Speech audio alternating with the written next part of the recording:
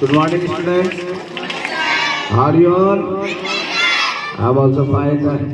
Today's assembly class was quite innovative.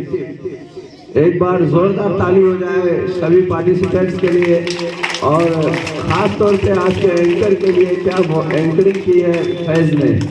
और मसूद का ये काफ़ी क्रिएटिव मूव था और इसी क्रिएटिव मूव की ज़रूरत है। साइंटिफिक टेम्परामेंट होना चाहिए। कोई चीज़ क्यों है, P by Q doesn't equal to zero, आप रेशनल नंबर में पढ़ते हैं, लेकिन Q doesn't equal to zero क्यों होता है ये जानना जरूरी है, ना कि ये जानना जरूरी है कि P by Q doesn't equal to zero. वो उस रीजन को जानना जरूरी है कि आप जीरो से अगर उसको डिवाइड करते हैं तो वो अनडिफाइंड हो जाता है, इन्फिनिटी होता है, अपरिभाषित हो जाता है। और जो चीज़ अपरिभाषित हो गई उसका कोई मतलब ही नहीं है। इसलिए अभी सबसे पहले नर्वस सिस्टम पे बात की नकीब ने, तो मैं आपको बताऊं कि अल्लाह ईश्वर भगवान ने ब्रेन को सबसे ऊपर क्यों रखा है। कभी आपने सोचा? ये भी एक सवाल साइंटिफिक टेम्परामेंट का है। ब्रेन को सबसे ऊपर इसीलिए रखा गया, चाहे उसमें हाइपोथैलेमस हो या जो भी चीजें हो, कंट्रोल एंड कोऑर्डिनेशन।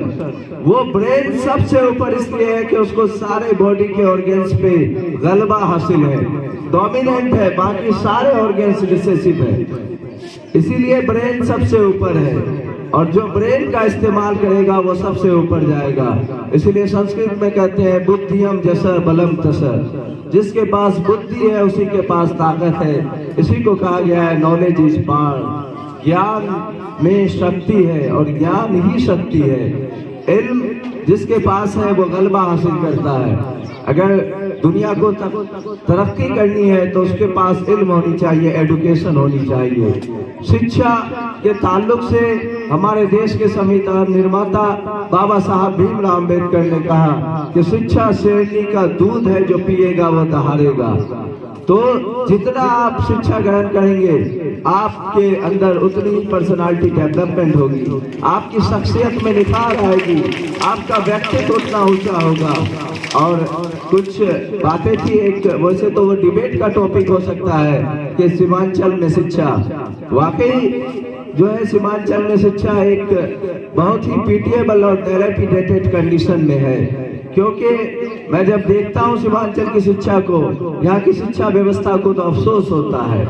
मुझे खलील जिब्रान की वो कविता याद आती है, पीटी फॉर द नेशन। तो मैं उसको थोड़ा सा एमेंडेड करके, थोड़ा सा तरमीम करके बोलता हूँ कि pity for the Seemanchal whose statesmen are the jugglers and whose people are the puppets. यहाँ के जो स्टेट्समैन है वो मदारी है और यहाँ के जो, यही कहा खलील जिब्रान ने, उन्होंने उस वर्क के हिसाब से कहा। लेकिन कोई भी लिटरेरी फिगर जो होता है, लिटरेरी एंथुसियास्ट जो होता है, वो एक दौर के लिए नहीं होता है, वो उसकी मानवियत, उसका रेलिवेंस हर दौर में होता है। खलील जिब्रान की वो कविता आज भी उतनी रेलिवेंट है, पीटी फॉर द सीमांचल। बस मैंने एक लाइन उसमें जोड़ दिया, सीमांचल।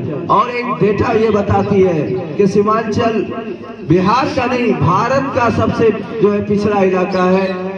सबसे पहले तो एजुकेशनल पॉइंट ऑफ व्यू, शैक्षणिक दृष्टिकोण से, फिर राजनीतिक दृष्टिकोण से, फिर आर्थिक दृष्टिकोण से।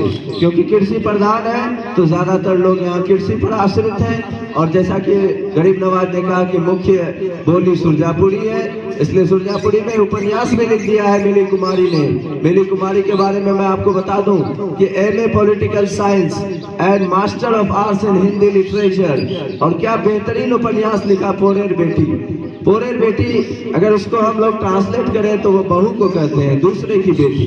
बहू के ताल्लुक से लिखा है, औरतों के चिंतन पे लिखा है, नारी विमर्श पे लिखा है। क्या शानदार उपन्यास है। मैं अभी पूरा तो नहीं 28 पेज पढ़ा हूँ, लेकिन मैं उसके पूरे पेजेस को पढ़ूंगा 120, और तब मैं आपको उस पर बताऊंगा कि पोरेर बेटी में क्या लिखा गया है। बाज़ब्ता सुरजापुरी के वर्ड्स यूज किए गए हैं। हालांकि किसी भाषा को भाषा होने के लिए उसका ग्रामर, उसका व्याकरण होने की आवश्यकता है। नॉम चॉम्स्की लिंग्विस्टिक्स के बहुत बड़े जानकार हैं। नॉम चॉम्स्की कहते हैं कि if you talk about any language there must be a grammar. इसीलिए सुरजापुरी भोजपुरी बोली है और भाषा नहीं है।